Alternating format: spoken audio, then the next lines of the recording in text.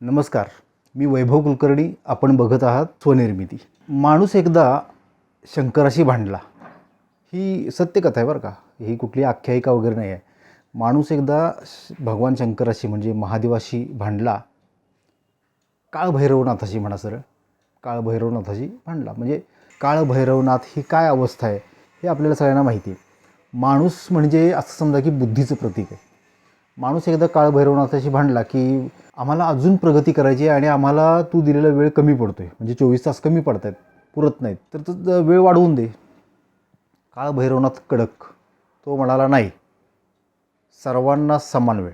एकदा ठरलं आहे ना पृथ्वीवासियांना 24 तास, तर मग 24 तासच. मग माणसानं शड्डू ठोकला, म्हणजे माणसाच्या बुद्धीनं अर्थातच. तू नाहीच ना वेळ वाढवून देत, मग आम्ही अशी प्रगती करू, असा विकास करू की 24 तासाचं काम 4 तासात झालं पाहिजे.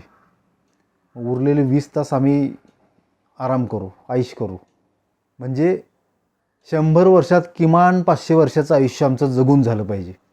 काळभैरवनाथ म्हणाला झक मारा, आणि तो पुन्हा निघून गेला, आत्ममग्न झाला. कारण त्याला त्याच्या सिस्टीमवर भरोसा होता. माणसानं वेळ वाचवणाऱ्या गोष्टी निर्माण करण्यात वेळ खर्च करायला सुरुवात केली. तो वेळ वाचवणाऱ्या वस्तू, यंत्र, त्या गोष्टी, सेवा, ह्या गोष्टी विकायला त्यानं सुरुवात केली. त्यानं त्यासाठी जाहिरात केली की अमुक एक गोष्ट केल्यानं किंवा अमुक एक वस्तू घेतल्यानं, यंत्र घेतल्यानं तुमचा वेळ वाचेल, खूप वेळ वाचेल, आणि वाचलेल्या वेळात तुम्हाला आयुष्य जगता येईल, एन्जॉय करता येईल. आणि ह्या गोष्टीला आपण नाव दिलं विकास किंवा डेव्हलपमेंट म्हणा. बरं, आत्मविकास पाहिजे असता तर तिथं तुलना येत नाही, म्हणजे बाहेरच्या विकासाशी त्याचा काही संबंध नाही. बाहेरचा विकास पाहिजे असेल तर तिथल्या सगळ्याच गोष्टी तुलनात्मक पद्धतीनं मोजल्या जातात. म्हणजे कालच्यापेक्षा आज पुढे, किंवा त्याच्यापेक्षा मी पुढे, किंवा माझ्यापेक्षा तो पुढे.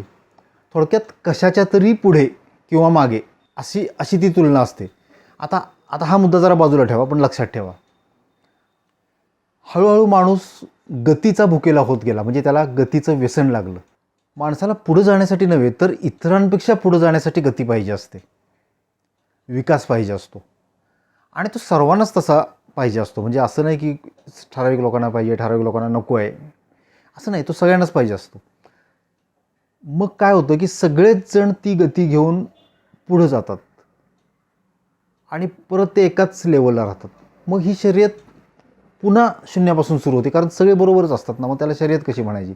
आणि विकास तर म्हणजे आपण पुढं जाणं हे तर तुलनात्मक विचार करतो, म्हणजे कुणाच्या तरी पुढं असलं पाहिजे. मग सगळेच आपल्याबरोबर पुढे येत असेल तर कुणाच्या पुढं आपण जाणार कसे? ज्यावेळेला टी व्ही आले ब्लॅक अँड व्हाईट, तेव्हा गावात एखाद्याकडेच टी व्ही असायचा, आणि बाकी सगळ्यांचं स्वप्न असायचं की आपल्या पण घरात टी व्ही आला पाहिजे. लँडलाईन फोन आले त्यावेळेलासुद्धा अशीच परिस्थिती, गावात एखाद दुसऱ्याकडेच लँडलाईन फोन असायचा. मोबाईलचा काळ आपण बघितला आहे.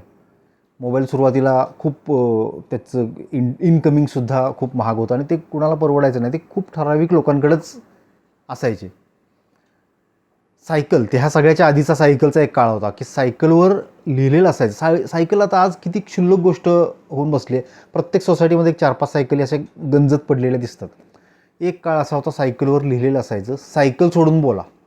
म्हणजे मी तुला जीव खाऊ घालतो पण सायकलला नाही हात लावायचा, किंवा सायकल माझी घ्यायची नाही. एवढा सायकलला इम्पॉर्टन्स होता, कारण सायकलसुद्धा सगळ्यांकडे नसायची. असा एक तो काळ होता. एखादी गोष्ट सगळ्यांपर्यंत म्हणजे सर्वसामान्यांपर्यंत पोहोचण्याचा काळ जो होता ना, तो पूर्वी खूप जास्त होता, म्हणजे 20-25 वर्ष वगैरे. आणि मोबाईल जसे आले त्याच्यानंतर तो काळ खूप कमी होत गेला झपाट्यानं. म्हणजे मोबाईलच्या काळात तर तो 4 वर्षावर वगैरे आला असेल, की चला आज श्रीमंतांकडे मोबाईल असेल तर एक 4 वर्षानंतर सर्वसामान्यांकडे येणारच होता, असा तो काळ आला. आता तर तो काळ महिन्यांवर येऊन ठेपला आहे, काही महिन्यांवर. म्हणजे श्रीमंतांकडे एखादी गोष्ट असेल तर चला काही महिन्यात ती आपल्याकडे येणारच आहे. एखादी गाडी असेल, 4 चाकी गाडी, ही गोष्ट आहे, घरोघरी झाली आहे, कुणाकडेही आहे ती. त्यामुळं काय झालं, दरी मिटली, गरीब श्रीमंतांमधली दरी मिटली. आता चांगलंच झालं ना. दरी मिटली तर वाईट काय, त्यात चांगलंच झालं. आता शर्यत संपायला पाहिजे होती ना, पण नाही संपली. उलट ती शून्यापासून परत सुरू झाली. पूर्वी ठराविक लोकच मिजास मारायचे, माझ्याकडे मोबाईल आहे, माझ्याकडे लँडलाईन फोन आहे, माझ्याकडं 4 व्हीलर आहे, 2 व्हीलर आहे, सायकल आहे, अशी.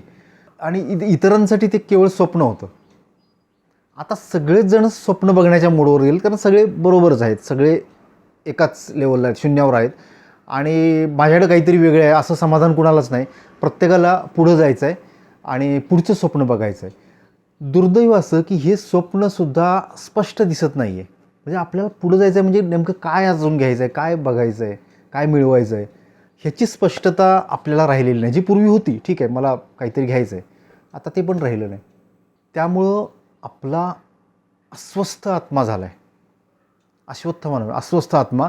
आणि हे जे चक्रव्यूह आहे की पुढं काय दिसत नाही पण पुढं जर जायचं आहे, कुठं जायचं हे माहीत नाही, दिशाहीन, तर तो आपला अस्वस्थ आत्मा झाला आहे आणि आपण ते चक्रव्यूह भेदण्याच्या खूप पलीकडे गेलो आहे. म्हणजे मानसिकदृष्ट्या सगळेच श्रीमंत झाले तर सगळेच गरिबीच्या मानसिकतेत जातात. आता अनिल अंबानी, मुकेश अंबानींचे भाऊ, हे स्वतःला गरीब श्रीमंत मधले काय समजत असेल, गरीब समजत असतील का श्रीमंत, मला प्रश्न पडतो कधी कधी. ते कसा विचार करत असतील, अरे मुकेश अंबानींपेक्षा मी गरीब आहे असं म्हणत असतील का देशातल्या करोडो लोकांपेक्षा मी श्रीमंत आहे असं म्हणत असतील. आता पुन्हा आपण वेळेकडे येऊ. आपल्याला वाटतं आपण धावतोय, पण आपण तिथंच असतो. आपण ट्रेडमिलवर धावत असतो, म्हणजे त्यानं व्यायाम जरूर होतो पण आपण भ्रमातच राहतो, म्हणजे सत्यापासून वंचित. चाकाचा जन्म झाला ना आणि तेव्हा आपल्याला खरी गती मिळाली. चाकाच्या जन्मानंतर एवढ्या मागं जायची गरज नाही. म्हणजे मोबाईल आपल्यासमोरची गोष्ट आहे. मोबाईल फोनचा जेव्हा जन्म झाला आपल्यासमोर, त्यापूर्वी साधं आपण सुखरूप पोहोचलो हा निरोप पोहोचवायला सुद्धा 8-15 दिवस सहज लागायचे. म्हणजे निरोप पोहोचल्या क्षणी आपण सुखरूप असू किंवा नाही माहीत नाही, पण तो निरोप पोहोचायला टपालाने वगैरे तेवढा वेळ जायचा. आता तर आपण जगात कुठेही असो, जगाच्या कानाकोपऱ्यात कुठेही असो, एकमेकाला लाईव्ह बघू शकतो. एकमेकाचे लाईव्ह अपडेट्स घरी असल्यासारखं. घरात पण कदाचित एका खोलीतनं दुसऱ्या खोलीत कुणाचं काय चाललं आहे आपण बघत नाही, पण जगाच्या कोपऱ्यात कुठेही असलो तरी आपण लाईव्ह बघू शकतो. किती वेळ वाचला. म्हणजे प्रत्येक संवादात 4-5 दिवस तरी सहज वाचलेत. बरं, द्रुतगती मार्ग वगैरे जे झालेत सगळे एक्सप्रेसवे, तर त्याच्यामुळे तर आता पुणे मुंबई सारखी महानगरं हाताच्या अंतरावर आली. पूर्वी असं रात्रभर प्रवास करून जावं लागायचं. आता तर काही मिनिटांवर येणार आहे असं म्हणतात. म्हणजे 18-20 मिनिटात काहीतरी पुणे मुंबई. किती वेळ वाचला. कधी या वाचलेल्या वेळाचा हिशोब केला आहे का आपण? एका जन्मात कमीत कमी 3 जन्माचं तरी जीवित कार्य आपण पूर्ण करू शकू एवढा वेळ वाचला. कमीत कमी 3 जन्म, खरं तर 10 जन्म. पुढची पिढी तर हा विचारसुद्धा कधीच करणार नाही, कारण पूर्वी एवढा वेळ खर्च होत होता हे त्यांना माहितीच नसणार. आणि आपण जेव्हा सांगू म्हणजे आधीच्या पिढ्या, तेव्हा त्यांना ते खूप आपण वाढीव काहीतरी सांगतो असं वाटणार. पण एवढ्या प्रचंड प्रमाणावर वेळ आपण वाचवला कशासाठी ते आपल्याला लक्षातच नाही. खारुताईचं माहिती आहे ना, ती अन्न गोळा करते आणि लपवून ठेवते नंतर खाण्यासाठी, आणि खायची वेळ येते तेव्हा तिला ते सापडतच नाही. ती परत शून्यापासून सुरुवात करते, परत अन्न गोळा करते. बरं, वाचवलेला हा एवढा मुबलक वेळ गेला तरी कुठं? ज्याच्यासाठी हा वेळ आपण वाचवला त्याच्यासाठी सुद्धा द्यायला तो वेळ आता शिल्लक नाही आहे आपल्याकडं. आधी जेवढा होता तेवढा पण शिल्लक नाही आहे. म्हणजे आपण पुढे जाण्याऐवजी मागं तर नाही गेलो. वेळ वाचवायसाठी आपण सगळ्या गोष्टी केल्या आणि आपल्याकडे वेळच आता नाही आहे. म्हणजे पूर्वी कमी पडत असताना सुद्धा आपल्याला जो शिल्लक वेळ होता तो पण आता राहिला नाही. पूर्वीचा निवांतपणा आता नाही राहिला. सगळेच बिझी झालेत, सगळेच आपापल्या कामात व्यस्त झालेत. वेळ वाचवण्यासाठी जन्माला आलेल्या गाड्यांच्या ट्रॅफिक जॅममध्ये आपण अडकून बसलो आहे आणि लेट होतो आहे म्हणून आपली चिडचिड पण होती आहे. विकेंडला घराबाहेर पडायचं आपण धाडस करत नाही. आपल्याला भीती वाटायला लागली, आपण ट्रॅफिकमध्ये अडकून बसू, वेळ जाईल ह्याची. आमच्या गावात जेव्हा पहिल्यांदा डांबरी रस्ता झाला, एका गल्लीतला, मला वाटतं 100-1 मीटर असेल, तेव्हा आम्हाला खूप आनंद झाला की आता सायकलवरून ते 100 मीटर आपण एकदम स्मूथली आणि तराट जाऊ, कमी वेळात जाऊ. म्हणजे अर्ध्या मिनटात जात असू तर आता 15 सेकंदात जाऊ वगैरे. आणि तसं झालं पण.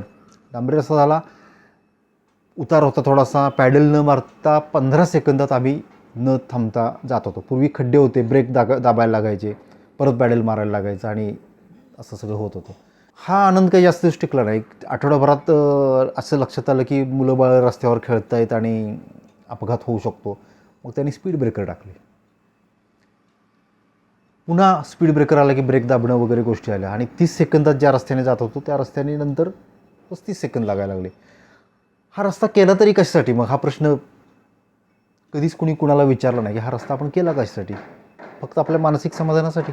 विकास म्हणजे सर्वसाधारणपणे अशी गोष्ट की ज्याच्यामुळं आपल्या दैनंदिन व्यवहारात सुलभता येते, वेळ वाचतो. हा वेळ जो वाचलेला वेळ आहे तो तणाव विरहित असतो, कारण आपलं काम झालं आहे. 24 तासाचं काम 4 तासात झालेलं आहे. आपण निवांत असतो कारण आपलं काम आधीच झालेलं आहे. प्रत्यक्षात मात्र चित्र याच्या उलट आहे. आपल्याकडं सगळं काही आहे पण वेळ नाही. आपण स्वातंत्र्य, निवांतपणा हरवून बसलो आहे का? हे धावणं निरर्थक वाटलं तरी ते थांबवणं आता आपल्या हातात नाही राहिलेलं, बरोबर आहे ना? सृष्टीचं हे एक आवर्तन आहे. एकदा थांबून डोळे मिटून विचार करायला पाहिजे. एकदा शून्यावर जाऊन बघितलं पाहिजे, आपण कुठं भरकटलो तर नाही. जाहिरातीचा मारा होतच राहणार, राजकारण मनावर बिंबवलंच जाणार, समाजाचा दबाव तर राहणारच. आपण हिप्नोटाईज केल्यासारखं पराधीन बेहोश तर होत जात नाही आहे. हे तपासण्यासाठी कधीकधी स्वतःला चिमटे घेऊन बघितलं पाहिजे. आता हे मी तुमच्याशी बोलत असताना कोपऱ्यातून काळ भैरवनाथ आपल्याला बघून फिदी हसतोय. त्यामुळे मित्रांनो, ह्या विषयावर मी आता इथंच थांबतो. हा जर व्हिडिओ, ही चर्चा आवडली असेल तर जरूर लाईक करा, शेअर करा. तुम्हाला जर पटली असेल, कुठेतरी तुम्हालाही असं फील होत असेल वेळ आणि विकास ह्याबद्दलच्या ह्या गोष्टी, तर जरूर शेअर करा. मित्रांनो, यापुढे अनेक विषयांवर आपण इथे बोलणारच आहोत, खोलात जाण्याचा प्रयत्न करणार आहोत. काही वेळा तर सेन्सिबल लोकांना निमंत्रित करून त्यांच्याशी गप्पा मारणार आहोत की त्यांना काय वाटतं, त्यांच्याकडून काही खोलातल्या गोष्टी, गहिऱ्या गोष्टी बाहेर काढण्याचा प्रयत्न करणार आहोत. त्यामुळे जरूर स्वनिर्मिती सबस्क्राईब करा, ते बेल आयकॉनचं बटन दाबा, म्हणजे नवीन काही येत असेल तर तुम्हाला ते कळेल, त्याचं नोटिफिकेशन येईल. पुन्हा भेटू पुढच्या व्हिडिओमध्ये. तोपर्यंत वेळ वाचवा आणि निवांत व्हा. धन्यवाद.